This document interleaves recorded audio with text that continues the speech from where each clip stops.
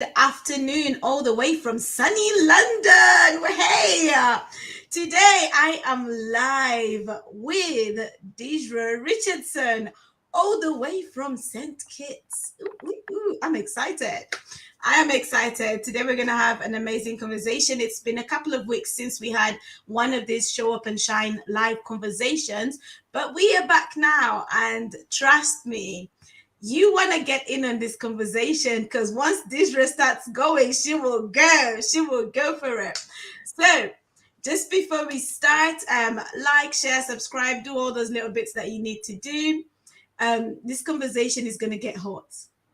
Just to warn you, it's going to get hot. So, Deidre, welcome to our live conversation. Thank you, Thriving Coach Elizabeth, for having me here on this live conversation. It's my pleasure to be here. Awesome. So, Deidre, tell us a bit about who is Deidre? Where is she based? What does she do? Like, give us some info into who you are. I am Deidra Anastasia Richardson, the change management expert. I help people shred the victim mindset and harness the power to live a fulfilled life. Come on. There is hope beyond the cloud of pain. There is hope on the other side. There is a brighter side, a life that is waiting, a life that you can enjoy, a life of hope and success. Awesome. Awesome. I love the change management expert. Ooh, it has a ring to it. I love that. I love that. So, Deidre, what do you do? Do you do training? Do you do coaching? Do you do speaking? What do you do? I do several things. I love workshops. The reason why I love workshops, because it gives me a chance to show people how. Oftentimes persons would tell you what to do, but how to do it is not there. Mm-hmm. So persons struggle finding themselves to that end. So I do workshops, speaking, public speaking. I also facilitate training sessions, and I offer coaching sessions, one-to-one coaching sessions. Awesome. Awesome. Okay. Right. So we're getting to know you. We're getting to know you. So before we go into like all this work related or business related conversation, um, is what else do you do outside of the business side of Dijra? Okay, here in St. Kitts, I also do bookkeeping, Oh wow. helping persons. And this came out of a passion for small businesses because what I realized, many of them had such brilliant ideas. But the problem is keeping the business afloat because they see the money, they got excited about the money, but the money was not managed properly. They had no records, they didn't know how to keep their books. And as such, in less than no time, the business was closed down. So Wow. I started the bookkeeping business, reach out to a few of them, had workshops to show them, simple, cheap ways that they can use to start their business. Sometimes you could go back to the shoebox. You could do paper and pen, depends on where you are in your business. You can also get a software and have a bookkeeper come in to help you. Because with the bookkeeper, they would charge most of the times less than the person who's just focusing on doing all the accounts. The bookkeeper comes in, take care of your books. At the end of the year, if you are incorporated, then they will just prepare the information and forward it to the taxes. So it works out easier. If the bank requests information, if that person is looking for a loan, then they have the records that they can forward to the bank. So outside of bookkeeping, I'm also pastoring with my husband, co-pastor to Covenant Remnant Fellowship Ministries here in St. Kitts. So we are the pastors loving people, empowering and inspiring people for a better life. Wow, I love that. I love that. Um, that's awesome. I'll let you in on a little bit of a secret. When I was growing up and I used to hear this job title, bookkeeper, I had no idea what it was about. I thought, why would someone want to keep books? That's the thing that always came to mind. Bookkeeper, they keep books. Why? So thank you for sort of just enlightening us on that. So, Dishra, you're part of the Show Up and Shine Social Media Visibility Challenge. How are you Mhm. finding it? Marvelous, splendid, magnificent. I love, love, love, love, love it. For me, I would tell persons I can speak in front crowds and I will be comfortable. Maybe at first, you feel a little and just a little nervous, but once I start speaking, I'm in my home zone and I'm good. But give me one person with a camera in a room, I'm lost for words. I struggle to pass my first phrase. I forget what I'm supposed to say. And I go like, wait, stop, start. Okay, I'm ready. Let's go. The person said, one, two. No. Wait. Let's go. And the person said, okay. I said, okay, I'm ready. And when the person started, okay, go. I stuck. I froze because I don't remember what to say.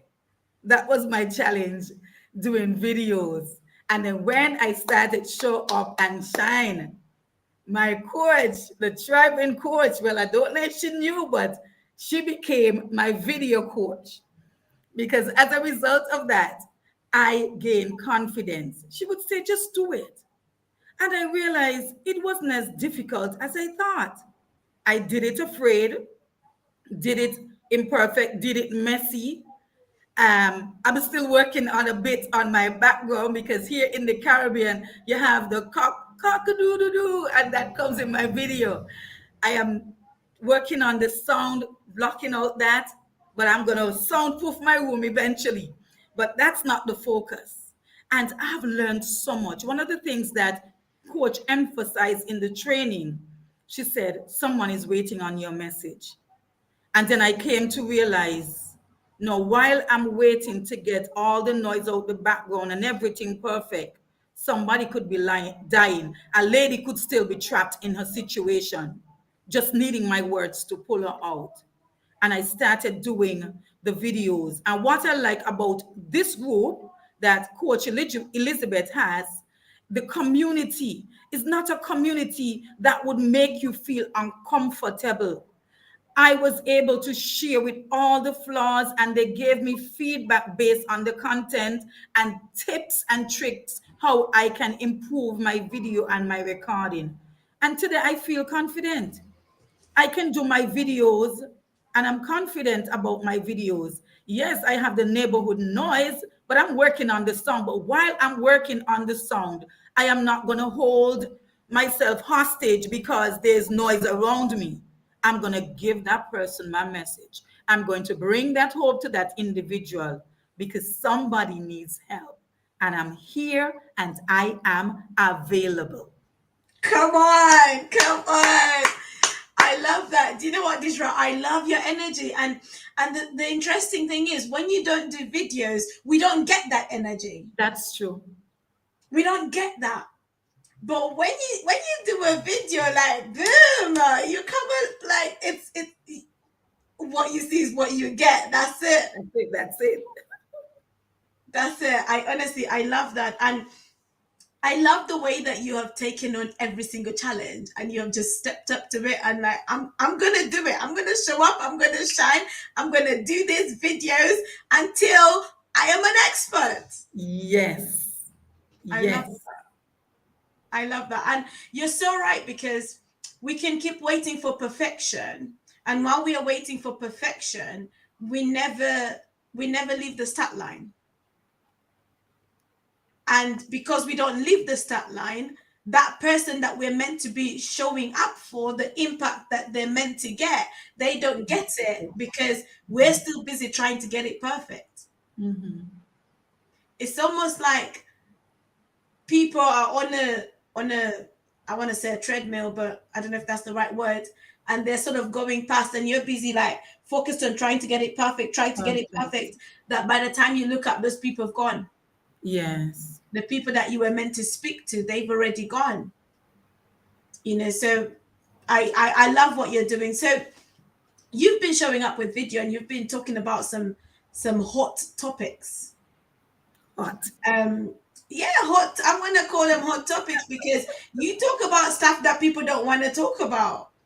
That's true. So the past couple of videos you've done have been around sort of sexual abuse Sexual abuse. and Yes. stuff like that. So do you want to sort of tell us a bit about that? Why are you doing videos about sexual abuse? Why? There are many reasons, but the primary reason why I started is because I remember it was very difficult for me to look back in the past. Sometimes you would hear ladies talk about when I was small, this happened, and they would talk about their years growing up, but that's not something I even wanted to have a glimpse on. And it was when I was talking to a transformational coach some years ago, he said, Deidre, I recognize you've had some painful experiences, but I want you to know that you're not a victim. You Mm, survived. And when he said that, something snapped in me. And I said, yes, I survived to tell my story. that's so And from since then, I have been on that journey of transformation, not only for myself, but to help people because I know there are persons who are still struggling. Why did I struggle? Because at the age of around, I think it was more 16, I was sexually abused. And as a result of that, there were many things that came across for me, which include suicidal thoughts.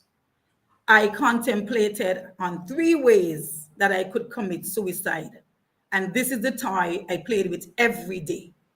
But opportunity never met desire for me to put those thoughts in effect. So I struggled with suicidal ideation. Later on, I became a person of faith. And even though I became a person of faith, I never told anyone what I experienced. It was a secret. I didn't tell anybody. And I kept that. But when I spoke to one lady who was doing, she was doing more like a prayer session, and she touched on some areas and it broke me. And she said, write down some painful things that you experienced. I wrote it down, but it was still my little secret. And when I spoke to the transformational coach, and he said, I'm not a victim. I said, okay, I'm not a victim. And that's when I started running because my siblings only found out about the sexual abuse 31 years later. They knew nothing about what I went through. So I struggled alone. I didn't share it with no pastor, I didn't share it with nobody at church until afterwards. That's when I started sharing little snippets of what I experienced. But my experience after that event, I became very hard and cold in my heart. I didn't care about me. I didn't care about anybody. I didn't care about life. I was vexed every day I wake up. I was angry. I was upset because I didn't want to live. There was no purpose. There was no reason for me to live. It didn't make sense. And I didn't want to live. I wanted to die, but then I found myself alive. And I became angry at myself, angry at everybody. There was a mentality at that time. Well, mash up, throw it away. That was the mentality. I really didn't care. Nothing and nobody mattered because I just wanted to die because I had nothing to live for, nothing to hold on to because that was my prized possession. It was taken from me. It was almost as if, you're split in half. And on this side, you're watching the next half. And the next half is all the hope, all the dreams, all the plans, everything that you have. And you just watch it torn from your life and crumble. And that was my reality. It was hard, it was difficult, it was painful, it was just horrible. And when I started doing these series, I then realized that there are still some women who may have been sexually abused over 30, 40, maybe 50 or more years, who have kept it silent, silent because of a family member or something, like somebody of status that they don't want anyone to know. But my question has always and will always be, while they are busy protecting the family member, no one was available to protect that young girl. And what about her feelings? What about what she goes through? Her life has been changed. Many a times, women just resort to just living a promiscuous lifestyle because there's nothing else to hold back on. Some women end up in divorce simply because they cannot bring themselves to have a sexual affair with their husband. That sexual relationship cannot happen because every time the husband make advances, that woman should just become a different person and go on the offensive as if she wants to attack her husband. It is really horrible. And I want to be that voice for those women who are afraid to speak up. And nobody better tell me about no family. Oh, it was my father and it was my uncle. So don't say nothing because I don't want anybody to know it was the father. Please. A young lady's whole life changed, and you're telling me about father and his ego and his pride? Even if that die, it still cannot replace what that young lady has experienced. So somebody has to wake up. And I have the alarm because you're going to wake up.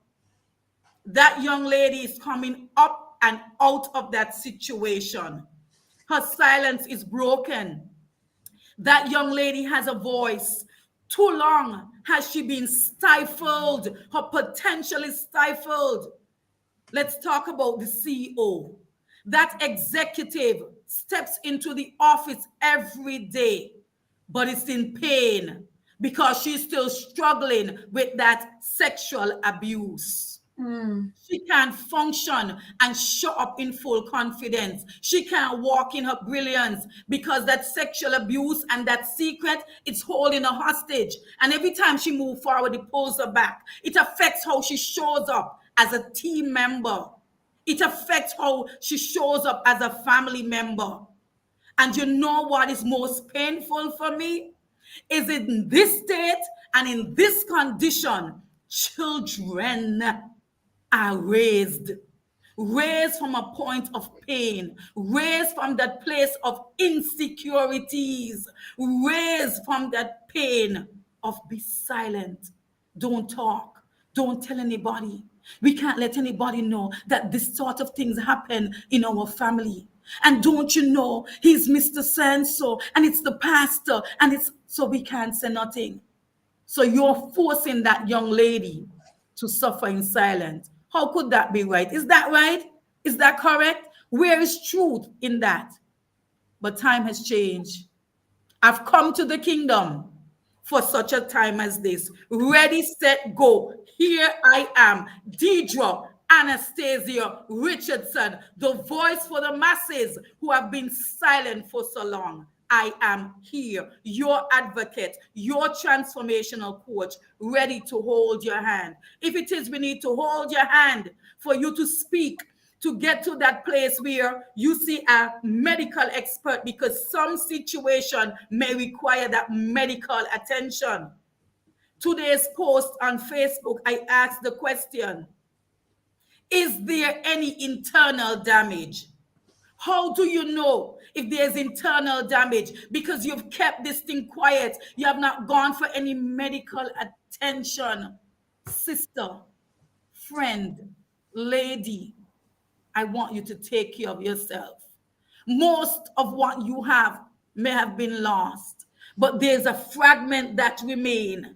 And do you know that this little fragment can be that dot that transform lives, that impact nations? You are that dot, and you can have a better life.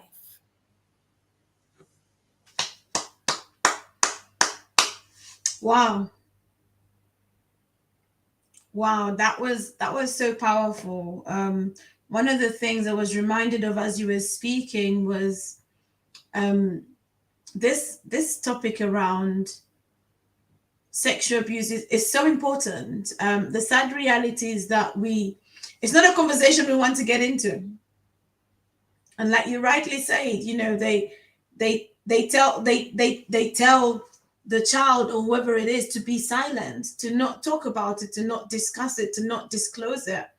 And I remember sometime last year or the year before, one of the things that struck me, coming out of the pandemic. So I'm originally from Uganda, and coming out of the pandemic, there was some statistics that were coming out of, from Uganda, and part of those statistics were in relation to the rate of teenage pregnancies as a result of lockdown. And at some point, a there was actually a headline that talked about how over 350 fathers had sexually abused these young girls as young as 9 years old. Who is speaking for that girl? Who is speaking for that child? And the teenage pregnancies were not necessarily, they were not by choice. It was because they had been raped and abused. I mean, one of the stories I had was a young lady who had mental, I think she had some mental disabilities, and she was raped. And next thing she knows, she's pregnant. She didn't know who it was. And most of these young people don't come from well-to-do families. They come from families which are already struggling. So when I hear you talking and speaking with such passion, like I'm like, yeah, let's bring the platform, give you the platform, because this is a conversation that needs to be heard. This is a conversation that is important for us to have in our circles, because and even coming from a church background, it's important to have those conversations, because the sad reality is that some of these things are happening in church. Yes, yes. That's the reality. So these are conversations that are necessary, and yes, they're going to cause a lot of pain and trigger some things, but that doesn't mean that we can't talk about these issues. So, Deidre, if someone's watching today or someone's listening to this at any point in time, and they have that as part of their history, part of their story, but they're still struggling to deal with it, what would you say to that person? First, I think the first thing I would like to do is have that conversation with them, because it is important for me to assess where they are. Because if that person is at a place, because even though it could have happened 30 years ago, that person could still be at a place of an open wound, where when they think about it, they just become unconscious, and so much things could happen. So I need to assess where they are, whether they're at an open wound, whether it's a closed wound. When they hear certain things, it triggers them off, they just break down, and so I need to know whether they're at an open wound, a closed wound, or are they at a place of a scar. If they're at a place of an open wound or a closed wound where it's really bothering them, they need to get help. And that help can be from a medical practitioner, a psychologist, those are the ones who would need to help them. If the person's at the place of the scar, realizing, okay, yes, I've gone through this, it was painful, and I'm picking up the pieces, I'm ready to move forward. Yes, I want to go forward. Then that's where the transformational coach come in to help persons move forward. But when persons are still hurting and going through that emotional thing, they need to see that psychologist or the medical expert. So I would tell them, let's have that conversation. Let me know where you are. It's important for me to know where you are, because then there's some other questions that need to be asked. Because suppose the person who is reaching out is still in that situation. Suppose that person's life has been threatened. Suppose that person is unemployed. There is a lot of things that need to be said. So it cannot be a general thing that this works for everybody. It has to be on a case by case, because a lot of factors that surrounds the individual is important. The emotional state is important. The mental state is important. Because on this road of transformation, I'm very cautious of how I speak to people and what I say to them. That is why I do the assessment, because I can speak one word and that one word can destroy somebody. I can speak one word and that one word can stir hope for somebody. So it's important for me to know where persons are in their journey. That is critical. That is critical. Oh, So a thank conversation you. needs to be had, and also the assessment is important. Hmm. So, if there's anyone watching this and you're in that place, feel free to reach out to Deidra. She is on different social media platforms. Deidra, do you want to just say where Facebook, people can I'm find on you? Facebook, Deidra, Deigedra Richardson. And I'm also on Richardson's Business Services, and I'm on LinkedIn as well. LinkedIn at Deidra Richardson on LinkedIn. So, as I'm hearing your story, one of the words that's flashing in my face is resilience. Yes. How, what are some of the things that helped you to bounce back from this is the mess I was in? This is the mess I've come out of and I'm coming out of. And this is where I am now, this powerful woman empowering other women. Like how did you go from here, the mess, to here? I am helping people deal with the mess. Okay, let's map a part of a journey. So we look at the sexual abuse, then I turned and became a person of faith. Mm-hmm. And that has helped me, because what that did, it helped me to get rid of the suicidal thoughts and feeling nasty.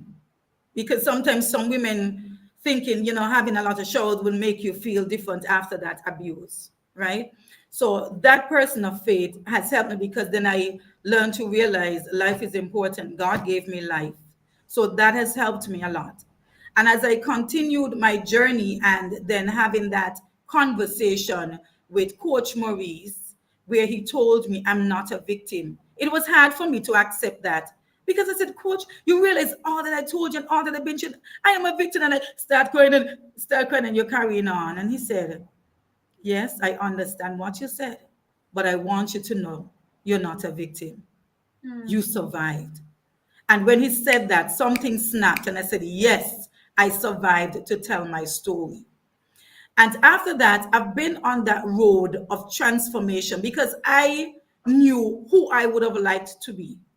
But that sexual abuse and that secret kept me hostage and held me back from the individual I was capable of becoming.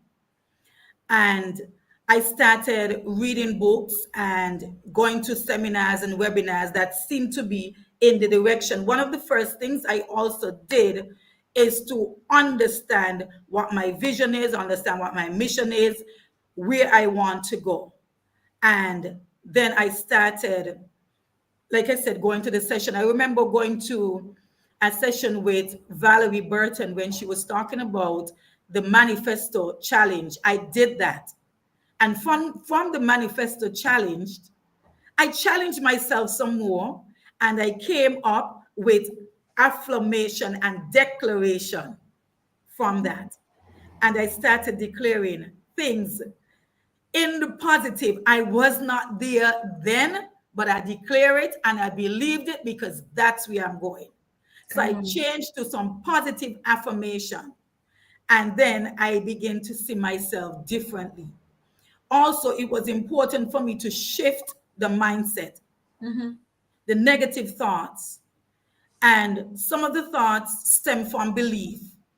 And these beliefs would have been hinged because of what I was told, because I was verbally abused as well as a child growing up. So all of these would have contributed with the belief. So I know how to change my belief system. Also, I just believe in who I am capable of becoming.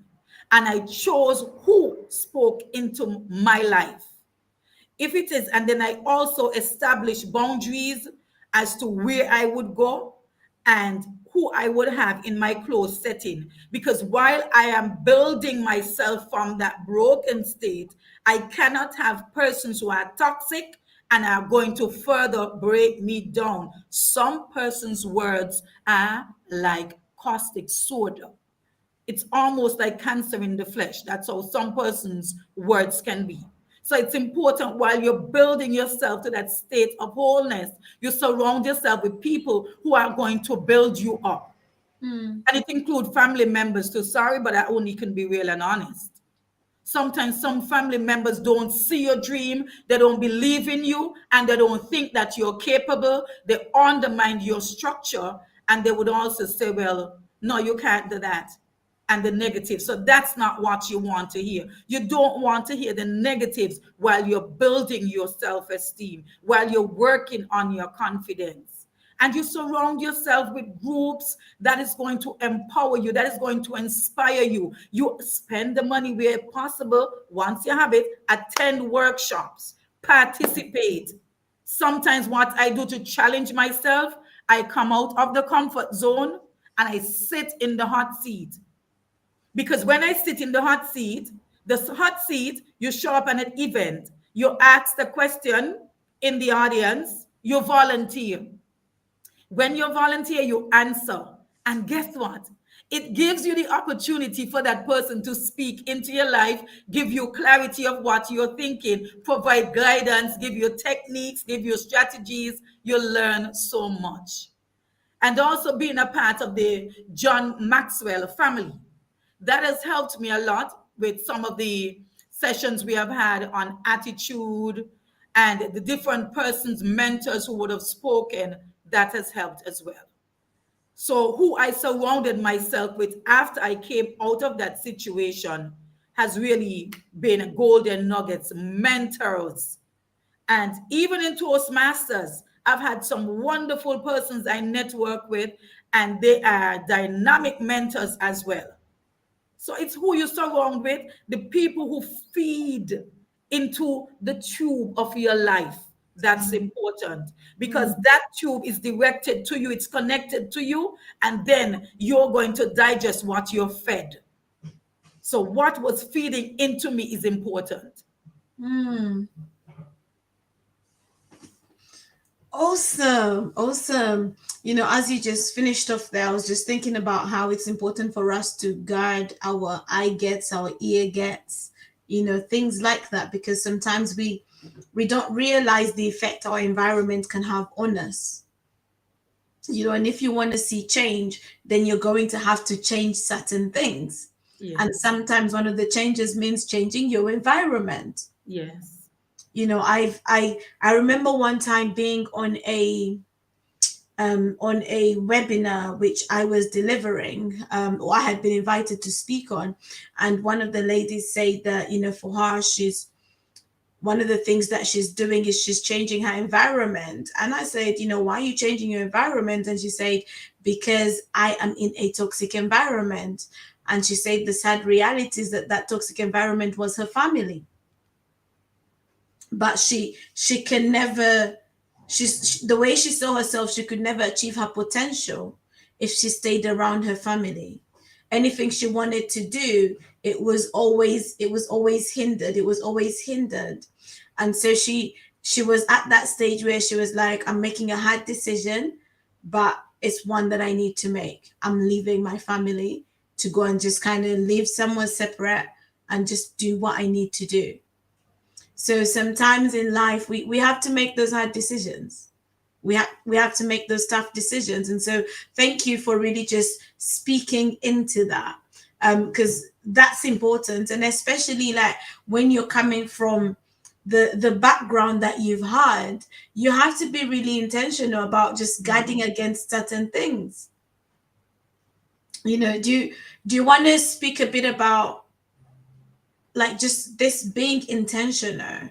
Because yes, you've talked about it in the different things that you've said that you did, but how important is that piece about being intentional in, yes, putting the boundaries in place? Because sometimes we put boundaries and people get offended that we put boundaries. So how do we navigate that? How do we deal with that? I think you start from a place of priority. What is important? What is most important? And you narrow it down. Yes, we love people, but we got to understand that if we are not at a place where we can help ourselves, we have nothing to offer. And sometimes you just got to separate yourself to work on yourself. It's almost like watering your own garden. Could you imagine? You have a hose and you're putting it over the fence to water the neighbor's garden while all your plants and vegetables are dying because you never take time to water them. You Hmm. have to water your garden. And once you finish watering your garden, of course, then you can help your neighbor water her garden. You can even water many neighbors' garden. But it's important to take that time to water your own garden. And being intentional, you have to focus what it is you want to achieve. Why is it you want to achieve that? What is going to be the outcome if you achieve that? How is this going to add value to the life of others, or would it add value to your life as well? And when you become intentional, there are certain things that you have to do. Okay, take for example, I am intentional in terms of my growth and what I allow to digest in my mind, Mm-hmm. in my spirit. That is important for me. If I'm sitting down to watch a movie with my daughter, I have to know what I'm watching. I'm not into wasting time. At the end of watching this movie, what am I going to learn? How would I benefit? How can it help me? What lesson can I take from this to add to my life? I'm not saying that we can't watch something and smile, but if you watch something and it makes you laugh, then it means that at dull time you can be able to pull out that joke to make you laugh. But it's still adding something to you. So that is important for me. And then my TIME, my time.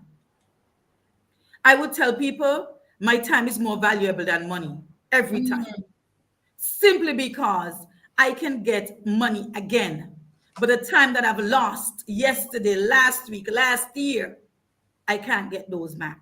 Mm. So it's very important for me to know how I'm going to manage my time. And another thing that I do with my time, I like schedule. Because if we don't schedule how people use our time, people can be abusive with our time. Come on.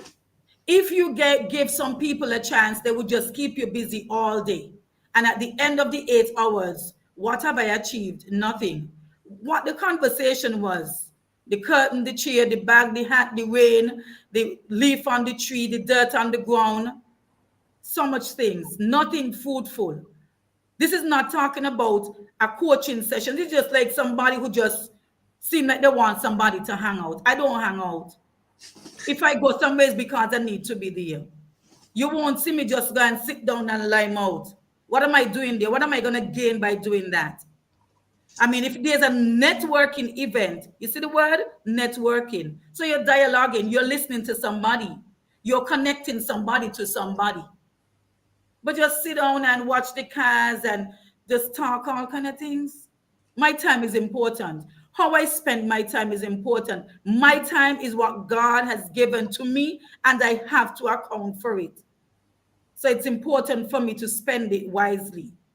And family, intentional with my family. My family is my priority. My family is my comfort. My family. And that narrows down to my immediate family, which now is my husband and my daughter, because my adult son has now started his own family. And I schedule time for them. Because in this business, if I don't schedule time for my family, it means I'm going to be occupied with everything and everybody, and then I don't even get time to listen to them. And I'm not playing that game. It's Mm, not a joke, and I'm not going to play that game. I schedule time for my family. And when I am on my family time, I am on my family time. Unless you don't have an emergency, I am not available. It sounds harsh, but it's realistic because you could sacrifice 95% of your time to help people, to reach out to people, and the 5% that you reserve for your family. Do you know there's still a set of people who would come to take that 5% that you have reserved for your family? So that's that so too true. needs to be intentional. Set your priorities. What is important to you? What makes you smile? What makes you happy? What keep your passion alive? What make you thrive? Be Mm, intentional about those things. Safeguard if you need to. But whatever you do, I'm not telling you cut off anybody because that's not the spirit of love.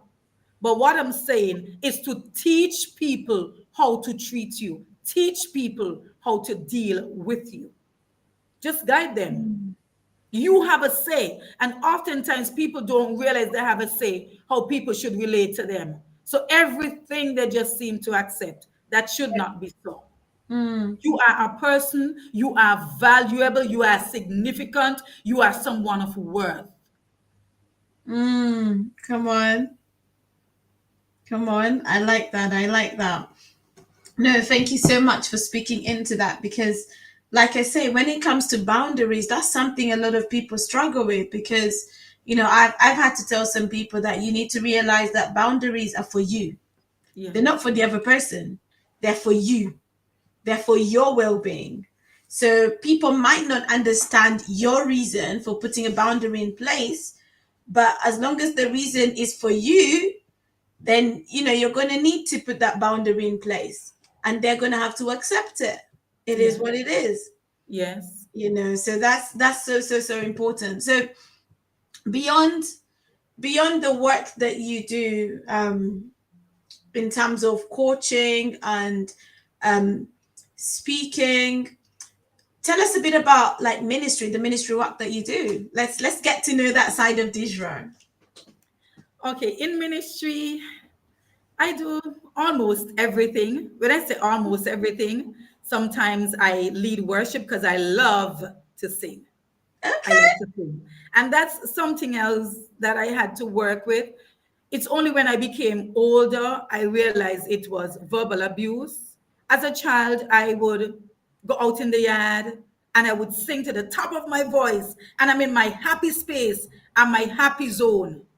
And a family member would say, "Why don't you stop making so much noise? You can't sing. You're making so much noise and you're singing in your nose." Oh And dear. that calmed me down. And then I started to be quiet with my singing. Then I Mm. went into the church, and then the church persons would say to me, some of them would say to me, "Oh, you sing out of tune. You don't have any rhythm. You're going one way, the music going one way." But I love singing. So what I did, I enjoy those bathroom moments, and I would sing in the shower and I would sing in the bathroom. And then over the years, it gets better. He's still working on me. Come I on. love singing. Really love singing. So I lead worship sometimes. And my passion in ministry is prayer. Mm. Praying, praying, praying. I love to pray. And almost everybody who knows me, they will tell you once they come is a prayer, you got to do this prayer thing. So I love to pray because prayer from a child. because of the abuse, I had Jesus as my friend, and there Mm. was always the conversation. I can recall writing letters to him. And when I write those letters, Wow. I would feel good at the end of it. And then I would just tear them up in small pieces so the body could understand what the conversation was like. So we had that relationship in between, so that praying is important. Mm. And when it comes around standing in the gap to pray for people, that again is another golden moment, because it's like you're helping to carry the person with their situation, because depends on what they're going through, they just can't carry themselves. Wow. And of course, preaching, teaching, and with teaching in church, I try to do a lot of PowerPoint, because for me, what works best for me is not just the talk, because at some point you lose me. So Mm-hmm. that worked well for me. What Mm-hmm. worked for me, show me. Even in training, show me. Mm-hmm. So the visual is important. And Mm. some people can't do the white. So you have a little color in between.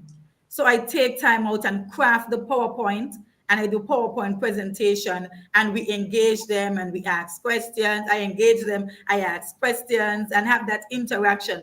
And I realize when I do those sessions, the people are engaged and you don't have much people sleeping because they're engaged. So that to me is important as well. And I support my husband in whatever he wants to do. So if he said we're working on a particular project, I just jump in, because administration is one of my gifts. So I would just get in there when it come on administration, logistics. Those are the things I would just jump in and just find out. Okay, tell me exactly what you want. You want certain stuff, no problem. And I just roll out certain things, give him option. What about this? What about this? Do you like this? Do you like that? And we come up with something. And there are certain things he just leave up to me, because he knows, well, okay, I'm better at that, and he would just let me do it. Mm-hmm. He gives me space and place to shine. I absolutely love that. I absolutely love that. Actually, now that you kind of talked a bit about that and how you support your husband, how you are his helpmate, right? How you Yes. work together. Um, Speak into that a little, because and what the reason why I'm asking is because sometimes people look at marriage and it's very much his and hers. But one thing I love to tell people, so the way that I view my marriage is we're a team. Yes. So yes, there might be roles that he has to play and roles that I have to play, but ultimately we're a team and we Yes. cover each other. you Mhm. know um and and sometimes people find that strange. So do you want to speak a little bit into that, like how a relationship or a marriage can thrive, um just in the midst of whether it's ministry, whether it's business, and being able to balance all these things together, because that's another thing.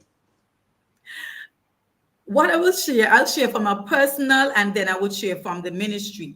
In terms of personal, my husband would tell you, now this work for our marriage and our relationship. I am not saying that everybody needs to do it, but if you want to try it, feel free, because it is working for us almost 15 years. It is working. My husband allows me to manage the money, Okay. because Well, I you're a bookkeeper, so hey.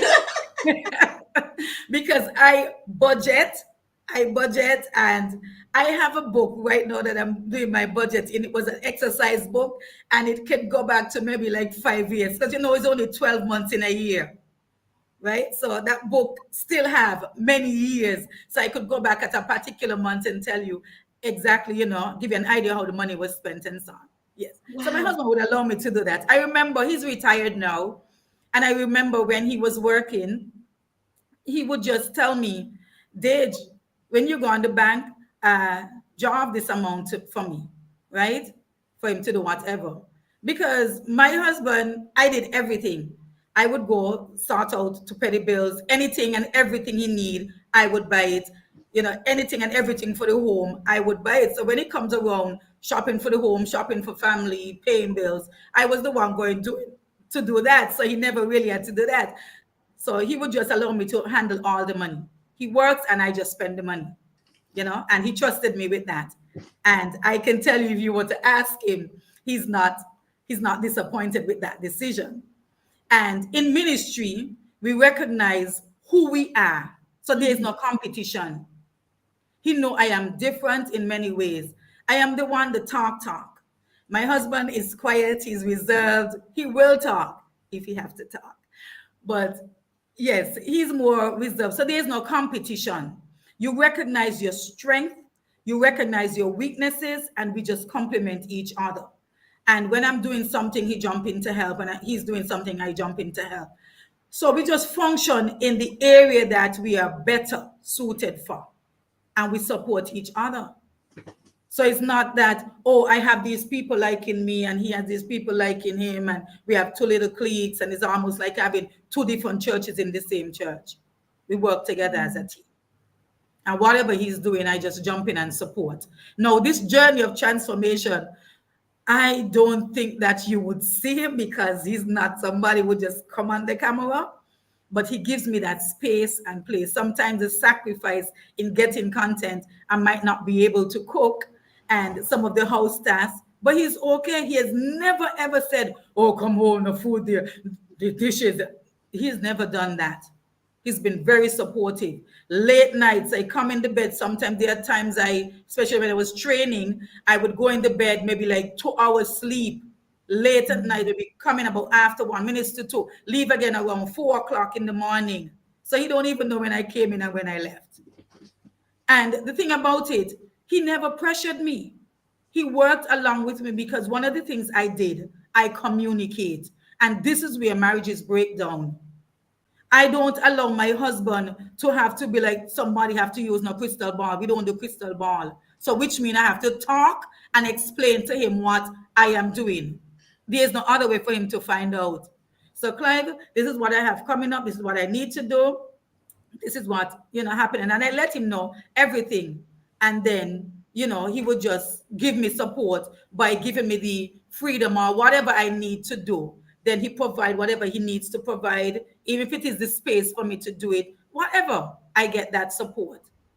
I know there are some persons who would have the challenge and say, well, oh, my husband can't ask me where I am. My husband rings the phone. There's where you are. And I tell him, and we do that. We have that relationship. It works for us. I can remember earlier in the marriage, my husband was the one who knows where my phone is. Because of him sitting at the dining table, and I move to go to a different location, and then I move to go somewhere else because I'm around the house doing so many things. I don't remember where the phone is. So many times the phone is on the charger when I do see it, because the phone would have, he realized the phone going dead. My husband is allowed to answer my phone. Can I say it again? My husband is allowed to answer my phone. It is okay in our relationship. For some relationship, it creates a problem because we don't do the secret. The minute you do secret, that is going to breed ground for infidelity, and we don't want that. So we don't do secret for our marriage. I'm not saying everybody do it, but for our marriage, it works for us. Mm.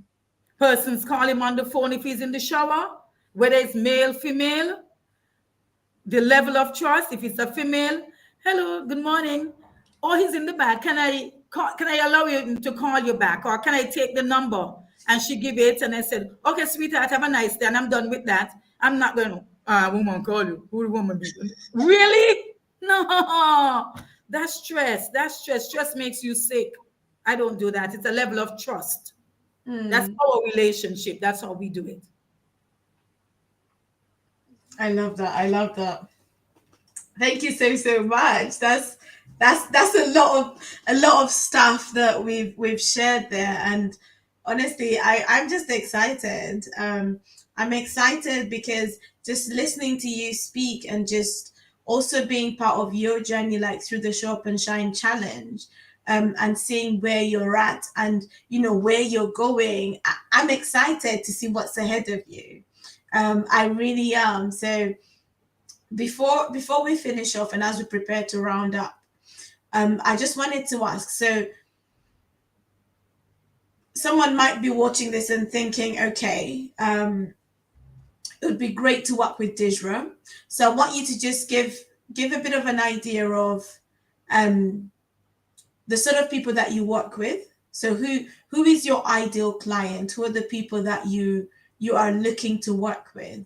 So that if there's someone out there that's listening and they, they like you, they the fire is hitting home for them, and they want to be able to do stuff with you, that they can reach out to you. So yeah, who do you serve? I work with persons who have had painful negative life experiences to take them from that place of a victim mindset to harness the power, because they have it, they're capable, they can do it, to harness the power to live a more fulfilled life. Life can be better and brighter for them. I believe that. I'm confident with that. It doesn't have to be how it is now, and they don't have to stay in that state where they are. I believe that. Awesome. And you said we can find you on LinkedIn and Yes, on on Facebook. Facebook. Yeah. Awesome. Awesome. So, Deidre, thank you so much for your time. Just before we actually say goodbye, if someone's watching this and they're thinking, oh, what's the Show Up and Shine Social Media Visibility Challenge about? I heard about it. I'm thinking of joining it, but I'm not sure. What would you say to that person? The social media challenge is, this is where we get a workbook, and every day our coach comes into, you're part of a group chat. After you would have gotten the link, you've paid, it is only $31 investment. That's like almost $1 a day. Could you imagine? Where could you find such coaching for $1 for a day? No. So it's $31. And then after you register, you're going to get a link, and it's going to take you to the Facebook group. When you get to the Facebook group, you're supposed to tell persons who you are, what you do, and the people you serve. And then each one of us, we are going to give you some likes, and we're going to give you some feedback. It's a place where you can be empowered, you can be inspired, you will be encouraged. It's like having sisters. It appears that you know them forever and a half. That's the relationship. And for me, the power moment is the weekly catch up. I love, love, love, love, love those. I don't know how coach did it, because those sessions are geared for an hour, but sometimes she's merciful to us. Thank you. And she go beyond an hour and sometimes 2 hours, because the conversation in the room is so rich.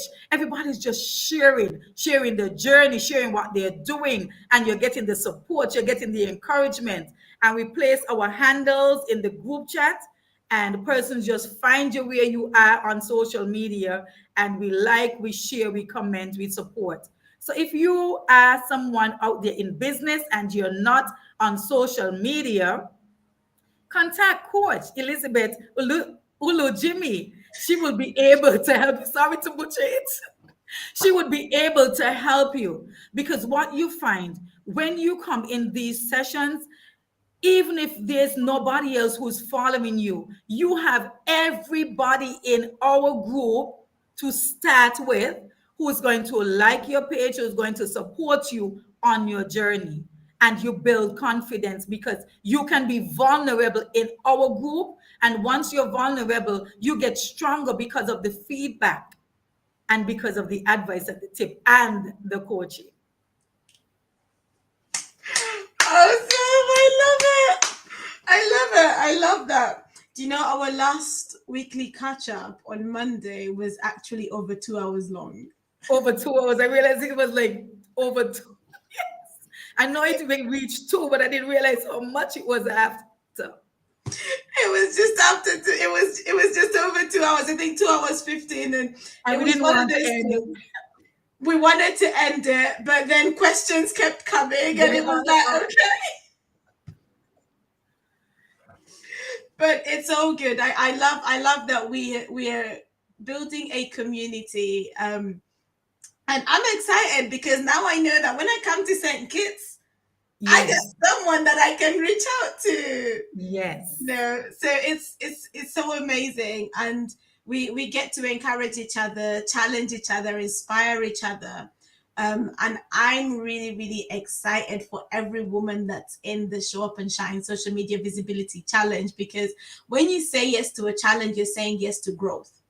yes, You're saying yes to becoming a better version of yourself in a particular area. So that's the amazing part about it. So if you want to find out more about the Show Up and Shine Social Media Visibility Challenge, reach out to me. Reach out to me.